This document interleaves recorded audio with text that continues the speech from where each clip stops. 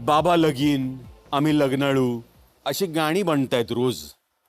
पण तरुण पिढीचा लग्नाचा प्रश्न फार गंभीर होतोय. याचं काय कारण असेल? हा, मुली भेटत नाही. हा, त्याचं कारण काय? हे तुम्ही आम्ही केलेलं पाप. पाप. हा, दुसरं काय? मुली जन्माला येऊन दिल्या नाही, हत्या केला हा. आणि विज्ञानाचा गैरफायदा घेतला गेला, हम्म. हे त्याचे मुख्य कारण आहे. मी तर किती वेळेस म्हणलो, दर गावात मुलगा आज एवढे शिल्लक आहे.